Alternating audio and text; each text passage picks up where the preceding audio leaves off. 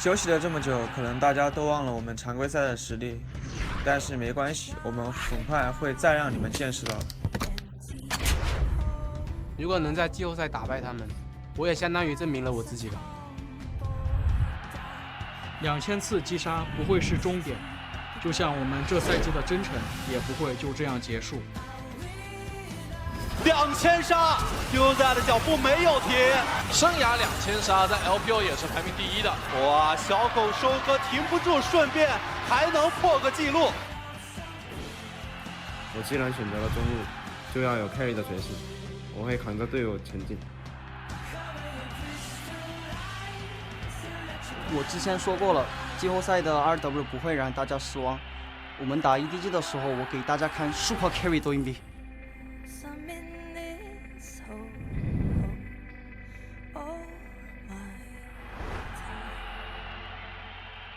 那个男人说要安排一下 LPL 的野区，但是我回来了，这谁安排谁还说不定呢。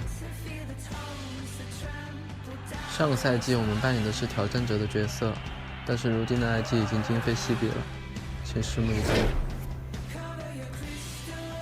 我只知道拿到过5次 LPL 冠军的只有一个可怜的，这就够了。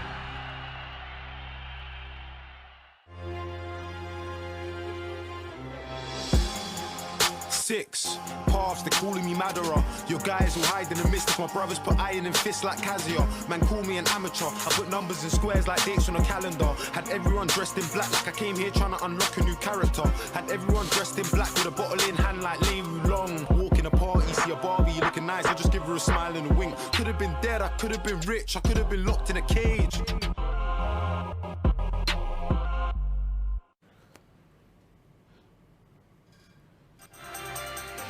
Hello and welcome to the English broadcast of the LPL. We're back for more playoff action as we conclude our semi-finals. Either EDG or Rogue Warriors will walk away today, having punched in their tickets to the finals in Chengdu. And last night's set went down to the wire, going to that 5th and final game, with both teams definitely matching up in terms of their styles. And tonight seems like it's going to be no different, as we have powerhouse AD carries. You can see iBoy on your screen right there.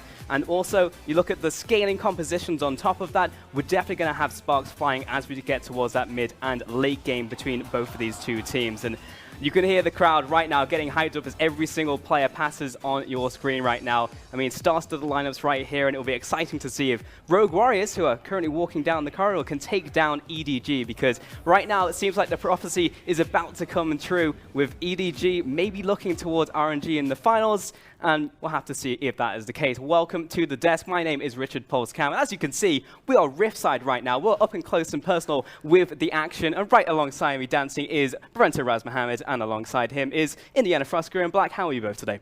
I'm doing quite well, thank you for asking. You already talked about the Riffside motion. It's the second day for me and Frost specifically, so you get the introduction. I should be asking you that question. Yeah, how's Disneyland?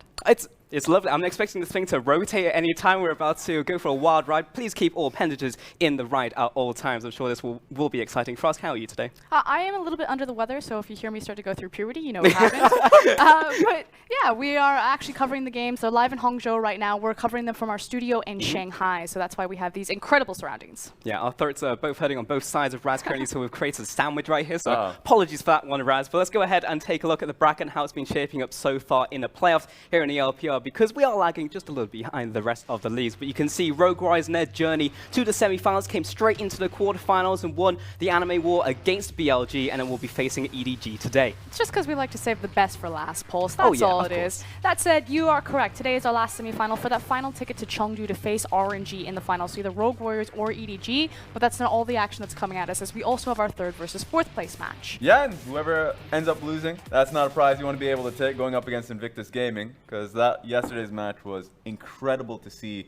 I would say the fall of a dominant team. And again, still incredibly important to do well in Chongqing if you do lose today, because 3rd versus 4th in terms of championship points and looking towards summer at Worlds is incredibly important. So it's not over for these teams, whoever goes on to Chengdu or goes on to Chongqing. Oh yeah, absolutely not vacation time for them just yet. And that'll be coming on Tuesday as well, so stick around for that. We'll only have 1 day break before we get towards that one. But let's bring it towards this matchup right here and talk about these two teams. And I want to start off talking about a bit of identity, because I know a lot of people will be just tuning into playoffs and they saw IG yesterday and it's like, what was this? I've heard that they've been hyped up on social media. I was told what this was a happened, you know? super team. I would be lying to you, but I want to talk about these two teams because Rogue Warriors just kind of came out of nowhere, and EDG, they're not quite the same team that we all know and love.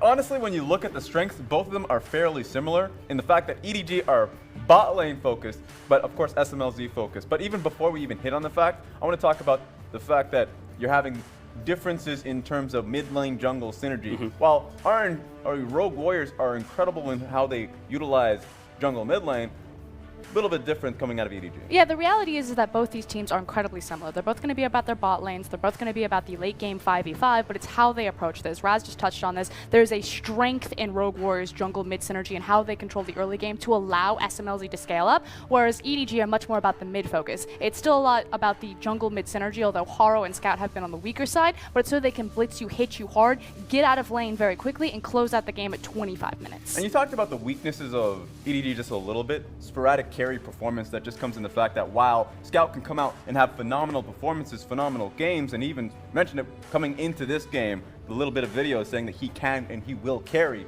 sometimes he doesn't. Sometimes he follows through, or at least falls through, and I want to see what performance we get out of him today. But of course, we do have to talk about the real carries of these teams. If EDG are bot lane centric and Rogue Warriors are SMLZ centric, yes, they're both ADCs, but it's also about the importance of Mako for EDG's bot lane. Captain Shotcaller unlocking him, whereas SMLZ acquires every single resource, and Kahlua is sometimes thrown to the wolves for the success of Rogue Warriors. And Kaisa is a major focus as we're going to be going into later today. If you saw Uzi and how he performed with the pick yesterday, it's a bit of a sneak peek to how SMLZ is going to be able to get it if he gets his hand on the pick today.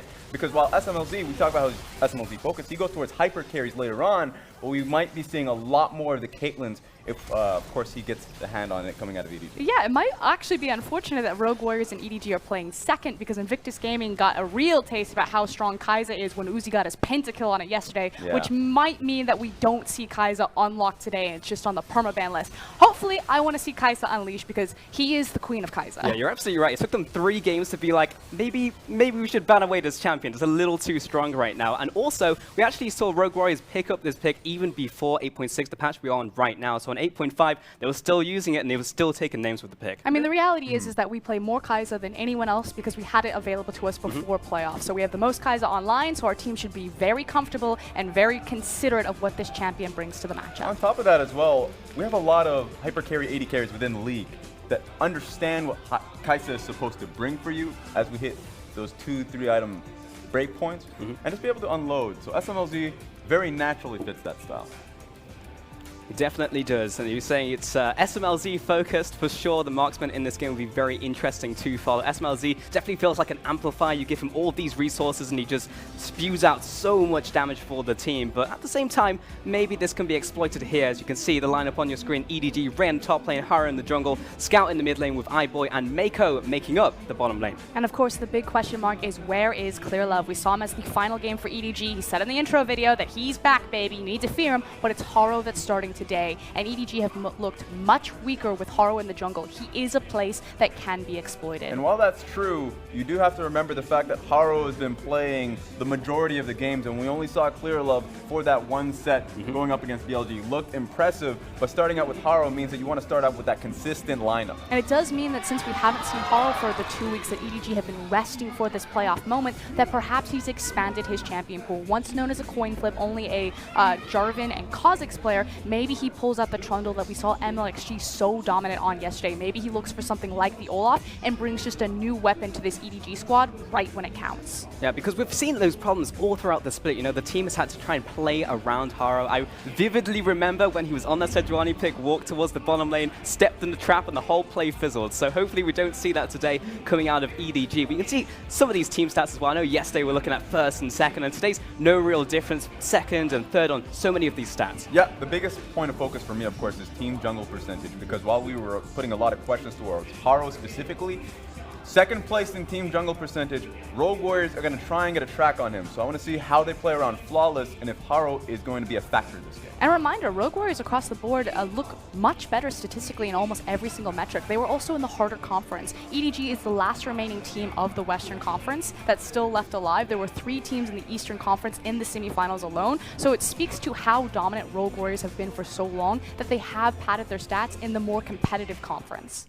Oh yeah, for sure. The Beast in the East, remember when they were in cross-conference, the top 3 did not drop a single game against the West. So of course they ended up beating EDG as well. And I know Frost, we were talking about this backstage, and Rogue Warriors, I mean, they completely destroyed EDG last time they went head-to-head. It was a perfect game. They absolutely slaughtered Edward Gaming when they faced them, but they only faced them once in cross-conference. So it's a single best of 3 in terms of our tape to go on. Okay, so I want to dig a little bit deeper into the draft now. Now that we know what these two teams are looking for, what are they going to be picking up in terms of the picks? So let's start off talking about Denial. What are we going to be taking away from these teams? All right, so kicking it off. I'm going to go with Rogue Warriors. I'm going to be in the Rogue Warriors side of things, and I want to start focusing down the early game aspect coming out of EDG.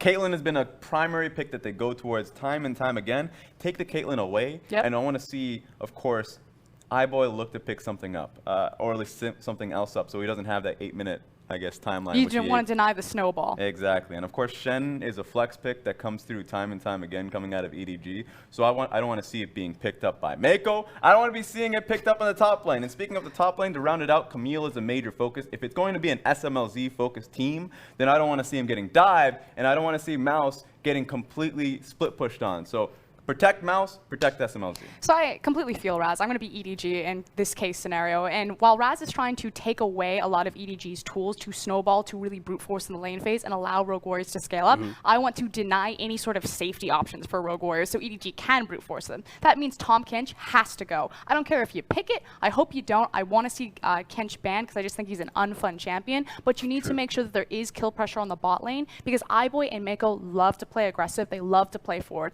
And Kench just completely unravels that. Then double threat Doinby. Take away the Karma, take away the Rise. Both these champions allow him to compete with the wave clear and have rotation to the bot lane. So when you start blitzing and diving at SMLZ, trying to punish him, you don't have those champions running amok. Exactly. I mean, Karma, the most played champion for Doinby in the mid lane as well. So probably want to be taking that one away. So if we go under the assumption that these picks are being taken off the board, then what should the teams then prioritize after that? Ooh, I'll go with Rogue Warriors once again, just because for priority, we're already talking about SMLZ, bottom lane, bottom lane, bottom lane.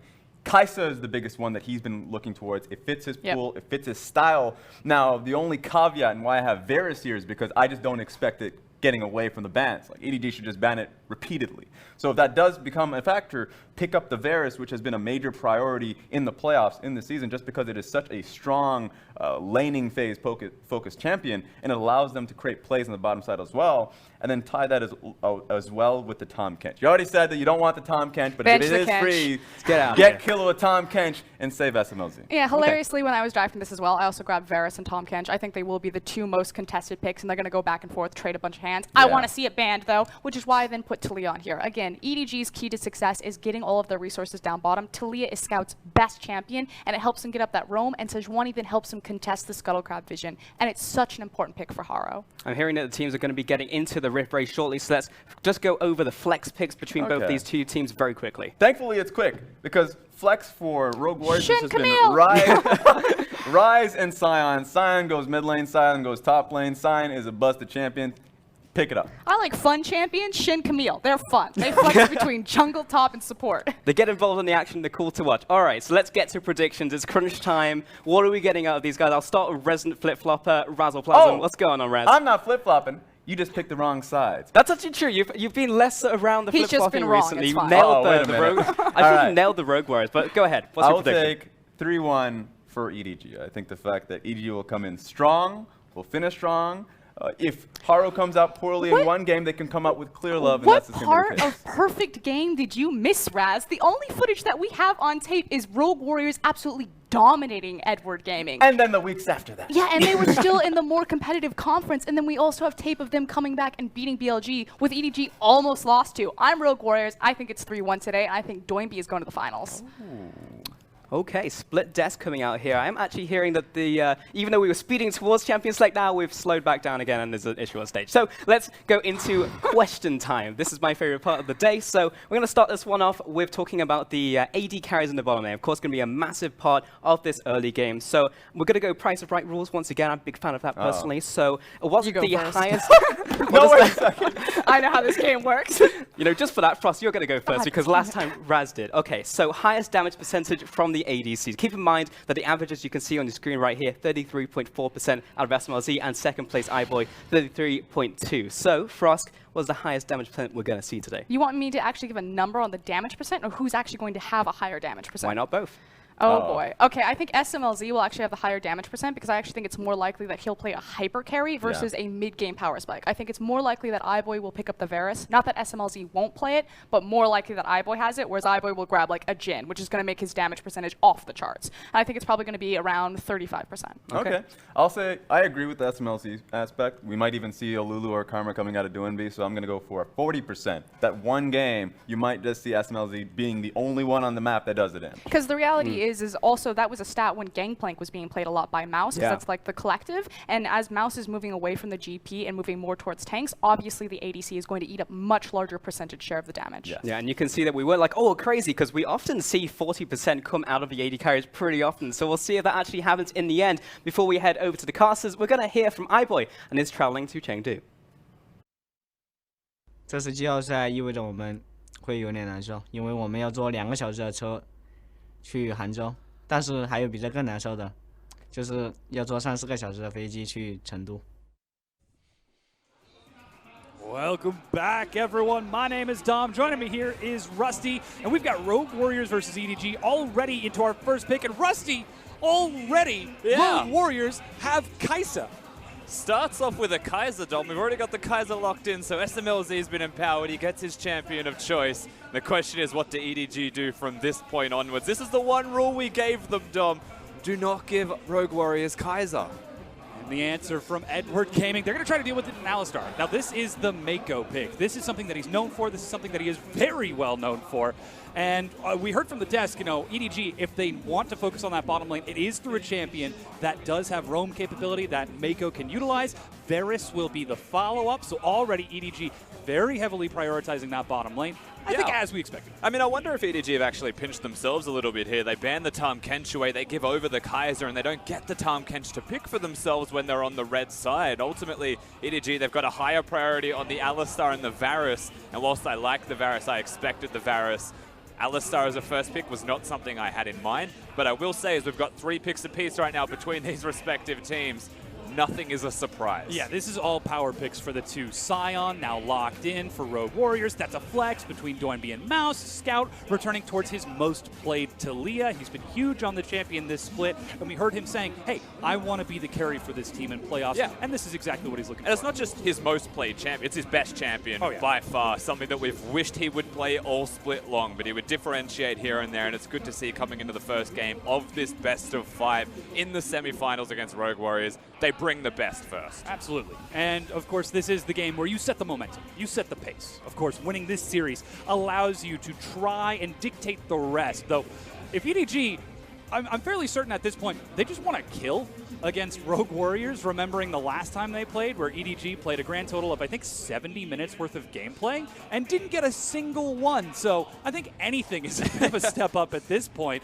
We'll see what the next follow-ups are going to be. Obviously, a bit of flexibility for Rogue Warriors. We're still looking for both junglers. And speaking of course, there's a couple of different roles being banned away by EDG on the opposite side. The Galio removed from Doinby, the Trundle now taken away from Flawless. He showed in his last best of 5 against BLG that Trundle's actually a pretty prolific pick for him. But what's interesting is now that they've banned away the Olaf with that Trundle, jungle being pinched, and this is a big question we had coming into this set. Very similar champion pools, but Haru has not been seen for 19 days.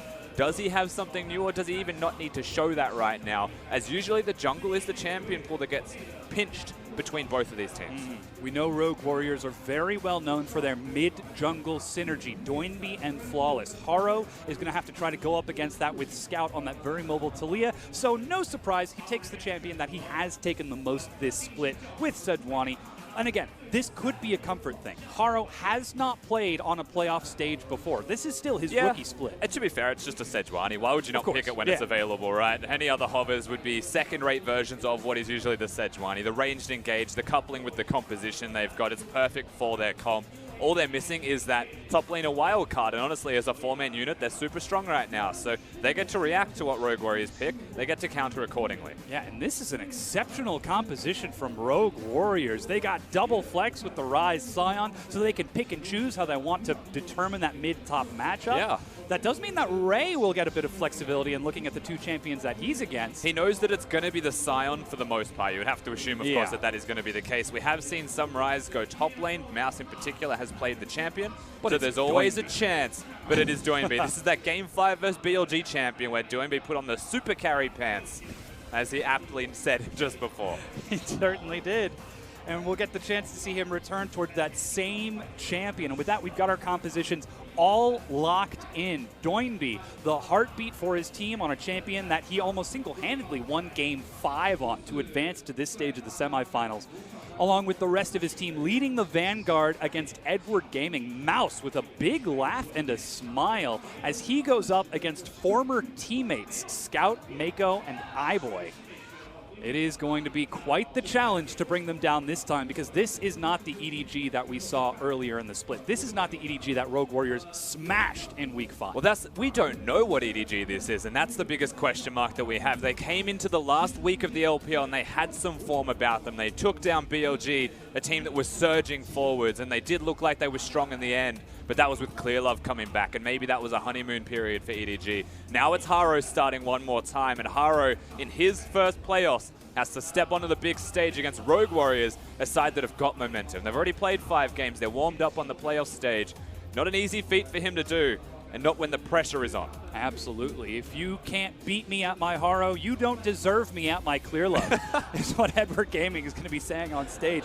Though I'm sure RNG, after yesterday, they're going to be watching this game with absolutely riveting interest, not only because it's the last footage of their last opponent who will advance to those finals in Chengdu, but also you've got to worry about that little seed of doubt in Uzi's mind. Will the prophecy come true? Will EDG advance to the finals and Clear Love once again snipe away another title from Uzi? Or will Rogue Warriors, the newcomer team to the LPL, the team of misfits banding together in completely unprecedented fashion, race up to those finals? I've got no doubt in my mind that Uzi will be watching this set with bated breath, but it's all about this game at hand right now, Dom, as we get onto it. We have loaded into game number 1 between Edward Gaming and Rogue Warriors.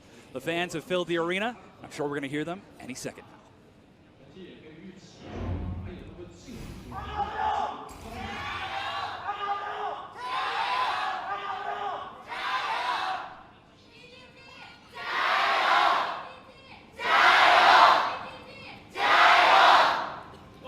EDG fans absolutely representing. What volume! You'll find that when it comes to the playoffs, the fans don't just stop at the chants. They're a little bit too passionate sometimes, and even the casters in the local arena have to tell them to pipe down, because there is a game that we all want to watch, and we are under the roof for this first game. And the place that we have to bring our attention towards isn't just where the junglers start. Of course, they're exciting in the early game. It's how do they influence the bottom lane, because that is the place to be. When EDG take on Rogue Warriors, if you're not looking at the bottom lane, you're making a mistake. Yes, 2 spectacular carries. SMLZ, the queen of Kaisa, as he is called, the Chinese sniper, the first player to take the Kaisa in a major reason and show people how it's done. Now gets the chance to take it once again against Edward Gaming as he heads down to the bottom lane. Looks like red side start from both of these junglers. Interestingly enough, SMLZ, he is taking that press the attack, I believe. He definitely is. Of course, wants to get that on-hit passive. Flawless at level 2 now, looking towards middle lane. Gragas is one of the best level 2 ganking champions with a flash body slam. Steps forward, no flash. Spell Flux tags Scout, but Flawless, did he actually just body slam on top of that? Yeah, actually what Flawless was trying to do there was bait out the flash. Okay. He didn't want to flash in, but I think Scout, of course, having the cleanse may have been saving himself just that little bit extra. And in a game of chicken, yeah, Rogue Warriors lose. We could see who's called it first. Scout is able to hold his own. Again, a huge mechanical player for EDG. Previously, substitute behind FLICKR and EasyHoon for SK Telecom. Now he was behind Deft on EDG, and he's been starting this entire year and last year as well. He said he wants to carry. Well, already Rogue Warriors putting some pressure on that mid lane. Yeah. We'll see if that continues, because again, Flawless Doinby is a huge duo for Rogue Warriors. And I do like the idea, right? Go towards mid lane, see if you can pressure it out. Scout is one of those players that can crack under the pressure, especially when you saw him at Worlds on the international stage. Fell down spectacularly, I might say, with the way that he crumbled under the pressure, because he's predictable. He plays in a single style pretty much all of the time. But Talia is one of his most coveted picks, because it almost circumvents the weaknesses in his style of play. You can actually use a wall to block people off from catching you out of position. Yeah. And in lane, you try and keep yourself at a range that is quite safe. The only way the Gragas will get him is with a flash, but he's got the summoners available, so they're able to work around that. Now Haro looking towards mid lane. He is in. Yeah, perhaps it's EDG showing they've got the synergy. That's the flash use. Stun pops him over the wall. No summoners. Doinby's low. 100 health. Walking to the turret. Haro is able to tank it. Scout gets first blood. And the last auto attack is all it takes. Scout's able to pick that up for himself as well, so the mid laner of EDG is set up to succeed, and they have done this early game very well. Edward Gaming, Rogue Warriors ever falling behind in that mid lane is always a cause for concern, especially when he's playing the Ryze this time around. It's not the Karma, it's not the Lulu. He wants to carry. That's harder to do. And we know Doinby specifically of the Rogue Warriors is a very emotional player. If you can tilt him, it's quite something Rogue Warriors have to be worried about. That said, though, his emotion is also a driving force. When he's behind, he doesn't crack. He more, I suppose, turns into a diamond. He hardens and fights harder. They're a momentum-based team in that respect, being with the emotions, playing a major part in their roles as a team, but it's always the same style of play, again, from Rogue Warriors that usually makes them successful. Losing that early game momentum when you play the exact same style regardless of how you're going is very inhibiting to how the rest of the game starts to play out. And already you can see pressure down in the bottom lane from EDG. They've got a kill in the mid lane. It's an Infernal Drake as the first dragon in the game as well. So all of this starts to mount up quite heavily if they unlock Haro, and he has been free to do so. Flawless and Haro have played on the opposite sides of the rift from level 1. Already we're starting to see some very interesting jungle rotations from the two. Haro thinking about invading the blue buff of Edward Gaming, as I believe it's not been taken. Exactly. We're at 5 minutes in the game. The blue buff hasn't been taken. They've been trying to get some ganks off. Haro passed around the blue buff to gank mid lane, so the timing might have caught Doinby off guard. Did they get themselves the kill? And Flawless, knowing that, of course, when you see the jungler appear without a blue buff, well, it's got to be available. But he looks for the opportunity. He doesn't find the chance. Again, very well guarded by Scout in particular, of course, denying the access. Scuttle Crab still holding that vision to keep that blue buff safe. Mako takes a trade down here as SMLZ finally starting to get some levels and try to catch up to the CS that iBoy has been building up for himself. This wave is pushing away from them, though. Yeah, that wave will crash in and still give the advantage towards iBoy rather by pretty much an entire wave. But already starting to see what can happen when a Braum and a Kaiser are able to work in tandem. That's why press the attack is so good here when you've got that Braum there. The 4-hit passive, you're going to get 3 auto attacks off, especially if they get stunned. You get that going. Oh, and that's the engage. One auto attack to proc the concussive blows, but that's heal from iBoy to get distance. Mia ping onto Flawless. Has the back ping on the bush that he's at, so they have that feeling. Either way, he's going to go back to base and continue with this pressure around the bottom lane area, but no successful ganks being able to be seen. I think a lot of it now is waiting for that level 6 point. Once you get the flash body slam, it's one thing to hit it, it's another thing to make that convert. And they've got the Braum on their team, so no one's actually able to deny him from getting the keg to follow up. There's no Braum door to prevent that and just knock everyone to safety. It's Mako. Double knock up. The door comes up. Stun onto Killua, the rookie for Rogue Warriors, as he dances back. He's already been in a series this playoff so far, so he does have a bit more stage experience than Haro of this caliber, but you have to look at the age of these organizations as well. How have Rogue Warriors been preparing Flawless and Killua, the two younger players to this team, to deal with the pressure of playing playoffs? Towards this red buff almost wholeheartedly. Haro's nearby, Scout's nearby. He knows the bottom lane's recalled. Doinby's the target. We get dashed right back out. He's going to try and retreat, but he goes down. Another kill to Edward Gaming, as Rogue Warriors are just forced to back up. Doinby's second death of the game goes down near the red buff, doesn't have the team to support him. That is a big decision-making error from the side of Rogue Warriors. Flawless is looking towards it, maybe close to 6, because I know Haro ticks it with that red. But just being there in the first place, you know Killua and SMLZ have lost the trade. They stayed around only to place vision, maybe as a deterrent, not to fight. But he chooses to be in a position where he can get caught and does get made to pay for that. EDG with a second kill. This time, Haro and Scout still being the contributors towards that, scaling up further in that mid-jungle duo. Dire straits already. And again, it's been 2 weeks since we've seen Edward Gaming. They've had plenty of time to prepare for this series, look for weaknesses in Rogue Warriors' strategy or style of play. And while Rogue Warriors have certainly been practicing the 8.6 meta, we've heard from the players multiple times that they're focused on trying to take control of the game, trying to play through that bottom lane with their new picks, with this Kai'Sa. Edward Gaming seemed to have it down so far. Nearly 20 CS for iBoy, about 15 ahead In the mid lane, Scout 1-0-1. We do have to take a step back because we haven't really had a chance to look forwards in this game and actually talk about what the team compositions themselves mean and what we're actually looking at. Because with an early game start going towards EDG, that's not something that should be a massive surprise to anyone, right? They're running the Varus to control the laning phase against a Kaiser. All expectations are that you would be able to control that. Alistar and Braum in the 1v1, still not bad for Alistar. Braum can't stop you from pulverizing 2 people, right? So 2v2 has control for EDG. Mid lane should have the push against the Rise as well, both running materializers earlier as well to control the minion waves. Jungle has made the biggest impact on that. But for Rogue Warriors, even though they've lost this early game, it is still 2,000 gold to EDG at 8 minutes.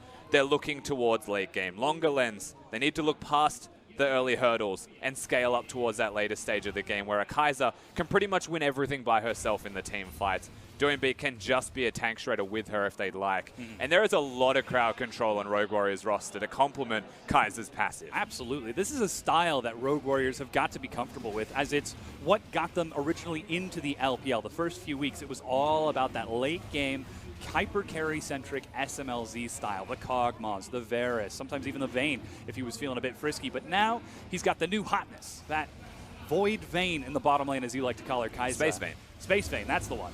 But EDG, they're going to try and put an end to that early. They take the very first Infernal Dragon. Next one will be an Ocean, so not quite as much incentive. Certainly something to be enjoyed, though. All right, Ray. Having a rough time up here trying to poke out Mouse. Actually loses the trade. But you're right, the Infernal Drake does go down, and that's one big thing. If Rogue Warriors are looking to scale, not only is it a gold difference, but now there's an objective, a very meaningful scaling objective that still goes towards EDG. And that's not even to say that their late game is poor. Oh, yeah. It's just to say that that's where Rogue Warriors want to be, especially with how this early game has started out for them through that middle lane. But to navigate there when Scout has the ability on Talia to be roaming around the Rift successfully, and he has snowballed through that laning phase, is going to do wonders. Certainly is. That does fit EDG's macro play style. It appears that Doinb is roaming down. Does Doinb have water walking right now? Mercury Treads, he did have the particles. Perhaps he was hoping to play a roam-centric style on this Rise, now contesting the blue over the wall, but EDG are already there. Well, That's not just the Realm Warp. Oh my god. All right. And they're investing quite a bit. Flawless with Nice the sidestep, dodge. body slams, but the flick, and Haro picks it up. Doinb steps forward as this is 4v4, but Rogue Warriors back against the wall. They've got nowhere to go. Cask separates Scout, but it's not enough. Another kill to EDG. SMLZ's caught. Weaver's Wall onto SMLZ. He's got flash. Teleport as he's in the pit. Will he try to fight this, though? Teleport completed. Ray comes in, but so too does Mouse. He slams into his former teammates. That's the knockup. It's chaos in the lines, but SMLZ is still firing. Scout has able to kill Doinb, and SMLZ still trying, working him down, but Rogue Warriors are falling to pieces. Ray chases over the wall, feeling a bit frisky as he scares Rogue Warriors back. EDG just get a sniff. They knew that was a good fight for themselves the second that the blue buff went awry, and people had mispositioned as an attempt to get that blue buff. So they follow the fight through. Very confident play from the side of EDG. Now 5-0 is the score, and SMLZ caught again. Yeah, there's no flash for SMLZ. Ray looking for the solo kill. Killua, can you get the save? He can.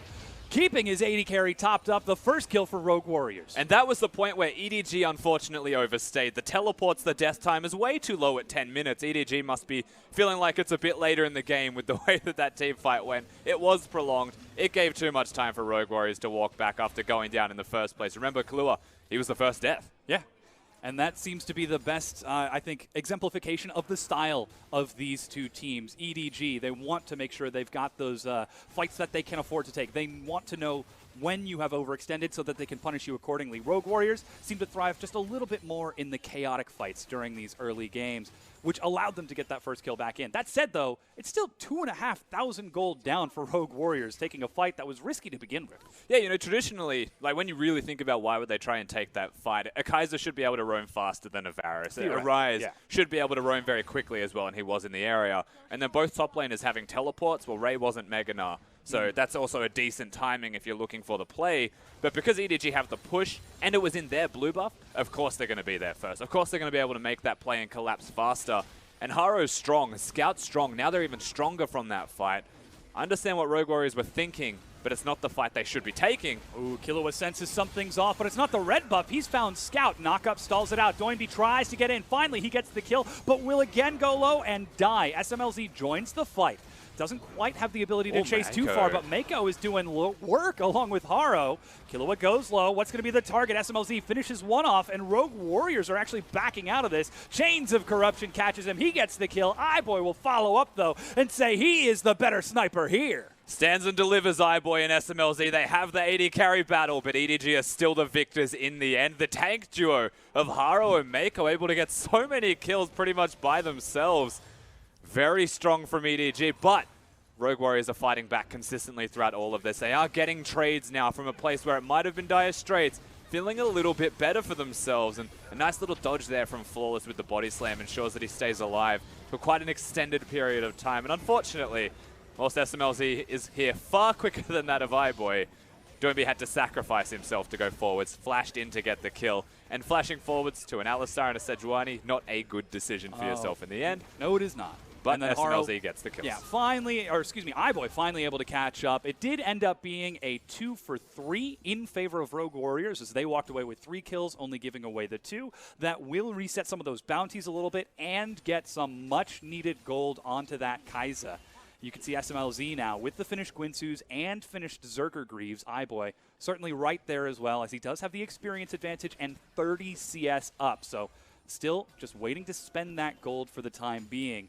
And Edward Gaming, they've shown their strategy very plain, very simple. All right, Rogue Warriors, you want to play around SMLZ? Well, what if we don't let you roam down to protect him?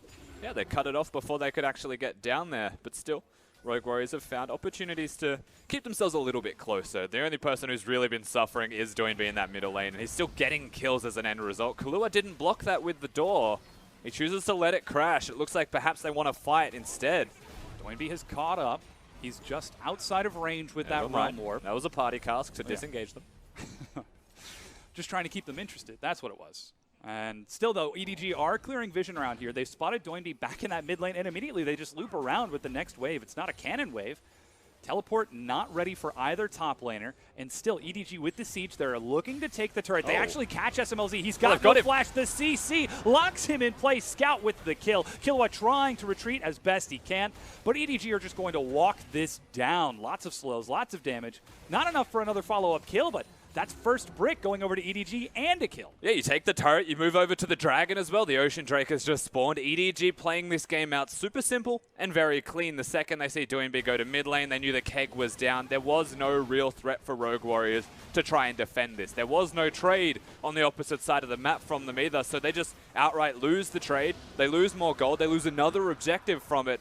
And again, they choose to stay in places where maybe they shouldn't be. They position in areas where perhaps they shouldn't. Because when you look at EDG's composition, of course it's going to catch you out of position. Yeah. You've got a Sejuani ultimate which is ranged, a Varus ultimate which is ranged, and then you've got the Alistar flashing forwards with Talia shove. There's no way out once one piece of crowd control hits you.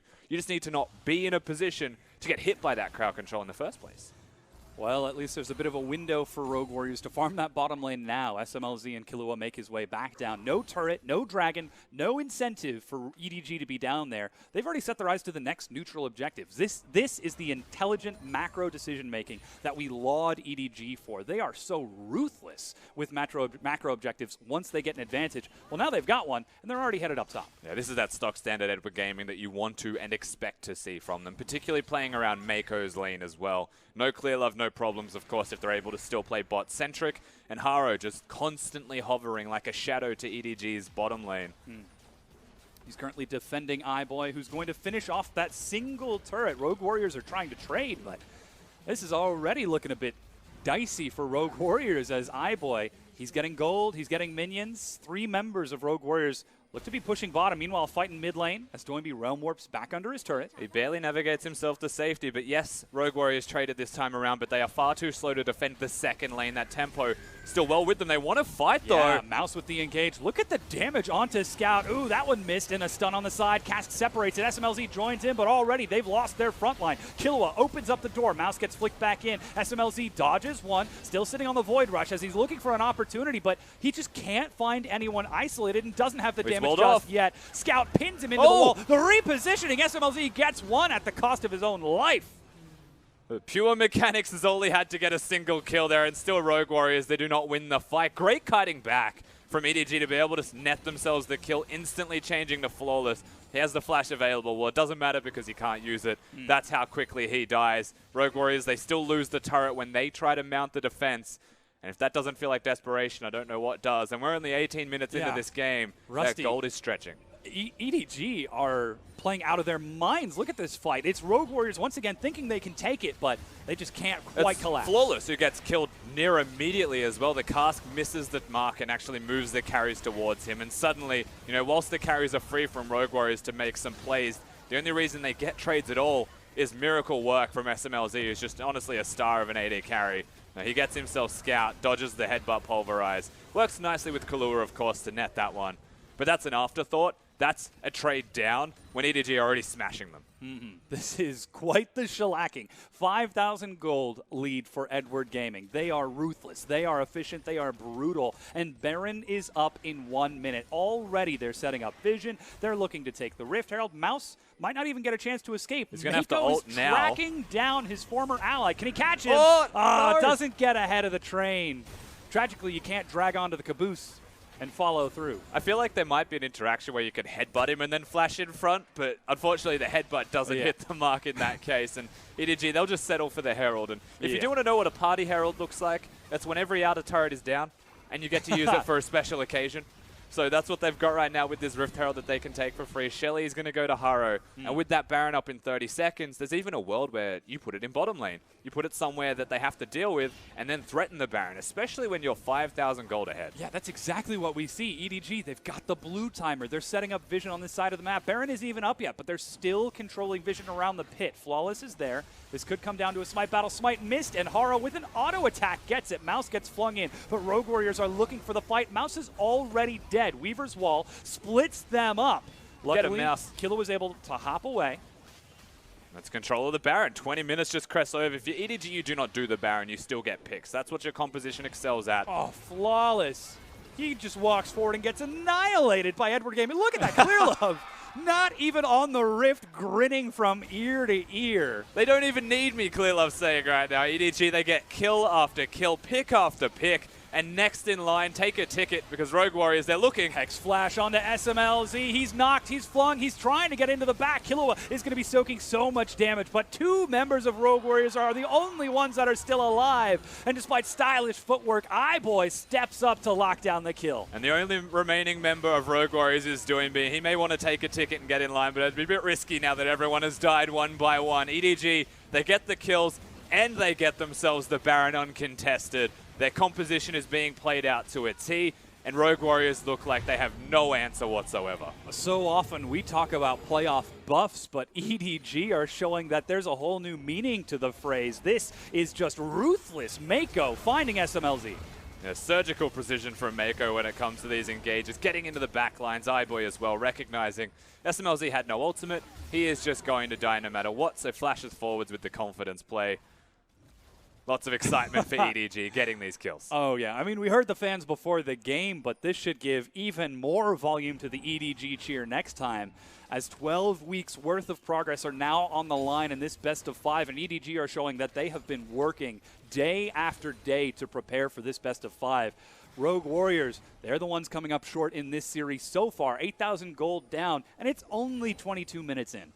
And hard snowballing as well with the itemization of EDG. When you look at the item choices of iBoy in particular as well, goes towards the rapid fire cannon second, and is now rushing his Infinity Edge as the third item of choice. Doesn't go Wit's End. Why waste your time getting a middle tier damage dealing item when you're snowballed?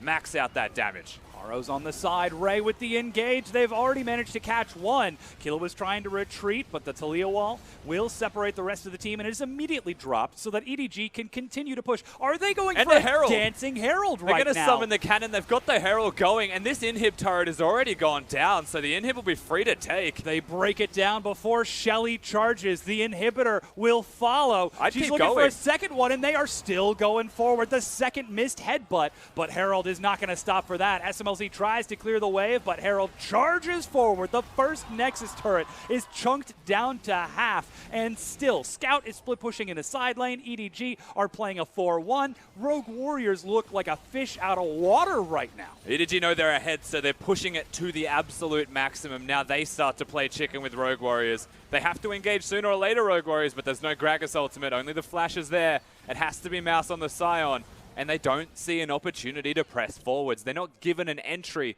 into the fights, so they just lose 2 inhibitors. Yeah, 2 inhibs down, 23 minutes. The pings, as it's a 5-man rush towards the Infernal Dragon. It looks like Rogue Warriors are completely out of their depth in this series. Finally, a recall will be started. I like how EDG brought everyone as if there were a chance that Rogue Warriors would think of contesting. And while Flawless gets a ward in time just to see it die, this is EDG showing why they are one of the best teams in all of China. And they've hit their 3rd items for their AD carry as well. So really, when you look at what is the opportunity to get back in this game, well, it's not just fleeting, it's all but gone. Yeah. They are so far ahead. And a lot of the conversation you could have coming into the playoffs, you know, Rogue Warriors, are there any playoffs nerves? A lot of these players, whilst they've existed in other teams, haven't played together themselves in playoffs, not against EDG as well. But ultimately, I couldn't say that this is a playoffs nerves problem. It's more like a playoffs buff strength for EDG on the opposite side. So I don't want to count out Rogue Warriors just yet. As the cookie crumbles, game 1 is well and truly in their favor. So far, at least. I mean, there's always the opportunity for a turnaround. There's always an opportunity for Rogue Warriors to try and get back in. Baron will finally wear off. But double super minions coming from mid and bottom lane already. Scout is pushing in that wave. He's got his Weaver's Wall back on cooldown. Level 14, so he should be able to wall off that inhibitor. Let's see where Rogue Warriors draw the line, though, because they have got to give this up. There is no way. The line is the last remaining inhibitor. They're just desperate in now. Flight knock-up. Mouse gets sent right back in. That's the Weaver's Wall, but SMLZ joins in. Rogue Warriors' backs against the literal wall are trying to turn it around, but they just don't have the damage. That's 3 members dead. They chase onto the Tier 2. Doinby and SMLZ running for their lives. Ray catches back up. Doinby is dead. SMLZ is running for the fountain because Rogue Warriors cannot take this strategy in game 2. They cannot try this game again. EDG are showing that they are prepared, that they should be feared, that they should be respected as they turn on to the Nexus. More than just prepared, they put on an absolute clinic in this first game. 25 minutes in, and they just dismantle Rogue Warriors. Absolutely. Turning on, it breaks down. Edward Gaming without even Clear Love to help close it out in a 25-minute game 1 win. Clear Love's backstage, all smiles, may not even be needed if that's how the rest of this set is going to pan out. EDG definitely in form in that first game. Rogue Warriors just despondent, don't know what to think of it. That was too quick of a game to even really have feelings towards it. You just have to look forwards to game 2. What's next for you? Mouse looking absolutely shattered after that defeat. He may have gotten revenge against his former teammates earlier in the split, but it's going to take a completely different performance from the Rogue Warriors if they even want to compete in this set. I mean, to me, that just looked like confusion. That was a what the hell just happened? How did we lose like that? We had no counterplay. Everything we did was the wrong decision. You're just looking towards Rogue Warriors and you're saying, hopefully coming into that second game, they just wake up. Because right now, I think they're still a little bit asleep at the wheel. Oh, yeah. Massive performance from Edward Gaming in that game 1 as they chase it down. And it all started from the beginning. Amazingly, Haro, the one to kick things off by finding that gank onto Doinby mid lane, unlocking himself and Scout to be the better 2v2 duo. I think that was the most unexpected part of the entire thing. I mean, remember, it wasn't just that Haro ganked, it was that Flawless tried to do it sooner, tried to do it earlier in the game, and level 2 is the Gragas that completely backfired. So they had complete control of the mid lane and the jungle 2v2 from that early attempt at a gank. And I do think moving into the next game and all the following games, you won't see something as crazy as that. Yeah, that's the big hope. As Rogue Warriors make their way back into the room, SMLZ, as expressionless as ever, he's probably feeling something under that mask of a face. But we just have to wonder what it is. Is it determination? Will he be able to recover from this? We know the team is emotional. Mouse, you can see on your screen. Still looks shocked to me. Yeah. It definitely Absolutely still looks like unexpected game 1. It definitely is. There's a lot to change on Rogue Warriors into the second. EDG, just keep doing you with how they played that first game. They looked very classy. Yeah, they certainly did. That said, though, it's now time for our analysts to break down what went right for Edward Gaming in that game 1. Thank you so much, Dom. And okay, I'm going to start this one off aiming this one towards FLICKR because I quote, yeah, so we're going to be picking Sejuani, Taliyah, Varus, and then destroy Rogue Warriors by 25 minutes, I believe was the exact quote. Now, you nailed it. But you also predicted Rogue Warriors win, so yeah, explain yourself. You missed the back part of the quote. I was like, Taliyah, Sejuani, Varus, win at 25 minutes, Rogue Warriors will win the series. Series isn't over. I'm a little bit afraid, however. But I do want to start this out on draft, and I'm sorry, Reddit, but I'm about to flame you because you told me that Kai'Sa was OP. You told me that it was a controversial statement, that Invictus Gaming, why aren't they banning? What are FLICKR doing? What is Kingzone doing? What's happening? Well, guess what? Kai'Sa is not permaban worthy. This is exactly how you deal with her. You can smash this champion in lane phase, and then if you don't give her access tools like the Trundle, like the Alistar, like these champions that can proc the plasma so she can get into the backline, this is what happens. Alistar is a perfect champion against Kai'Sa because she's short range, she's low mobility, he has the targetable defense, and every single team fight, Mako just blitzed in, completely zoned out MLSE, and we didn't even get to see Kai'Sa be relevant. And here's the thing, just even before we go on this one, Alistar is an amazing champion with Kai'Sa and against Kai'Sa. So good with Kai'Sa. Exactly. So I want to see where this one goes on, if it even sees the light of day, just because I thought Mako played phenomenally this set. I do also want to say that I think the bigger problem too is that when you have Braum with Kai'Sa, you do have some access to go all in to try to look for kill pressure lanes, but the problem was the Gragas and trying to gank against Sejuani. Again, Sejuani really thrives in the scuttle control, as does Taliyah having the push on Ryze. So it's fine if you do Kai'Sa Braum, but if you want to contest in the 2v2, turn it into a 3v3 bot side with junglers,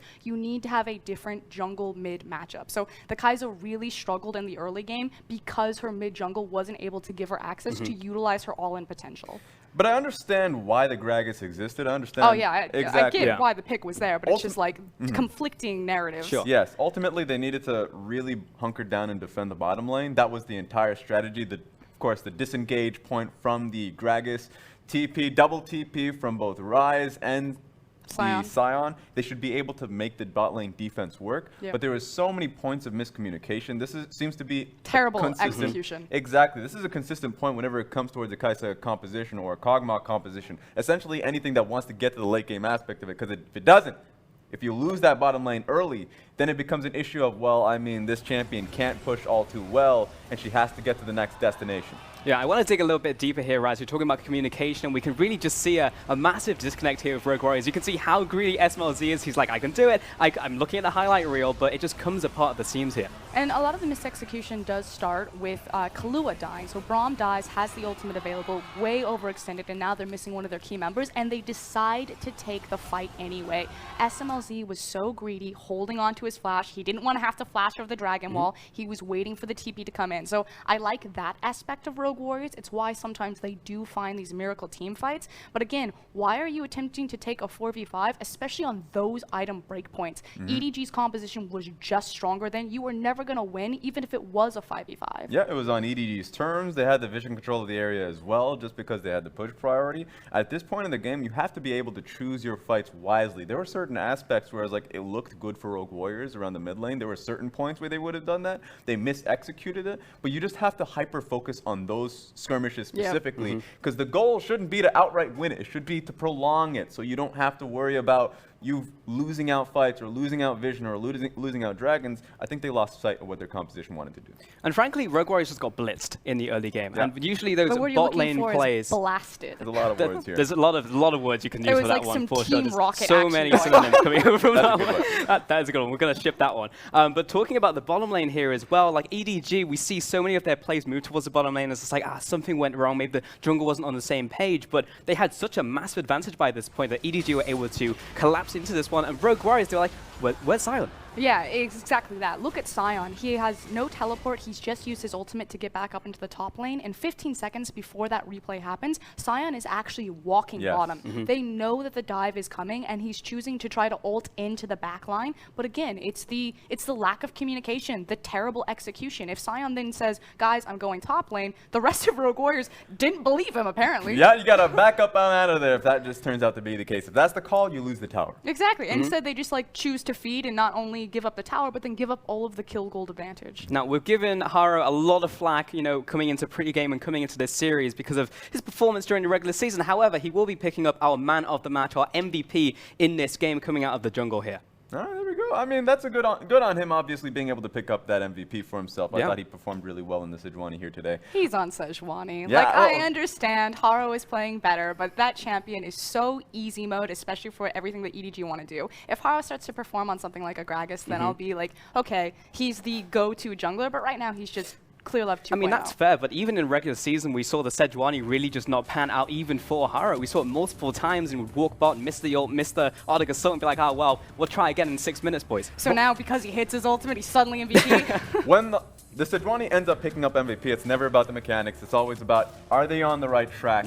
Is the game plan working out well for them? The first gank onto Doomby was successful, well executed, and of course he was always with Mako, always on the right track when he was in the bottom side of the map going. That's why the game was so quick. It was literally just a game about Mako and Haro, which is why I'm a little bit upset that Mako didn't get that MVP. That's the key word for me. It's Mako. If Mako's not next to Haro, do you still get an MVP performance? Because we haven't seen that. Yeah, we just don't know at this stage either. And, you know, there's also Clearlove waiting in the wings as well. We'll see if he'll sub in. But for now, EDG will take game 1. We are going to take a short break. However, we'll be back in 2 minutes.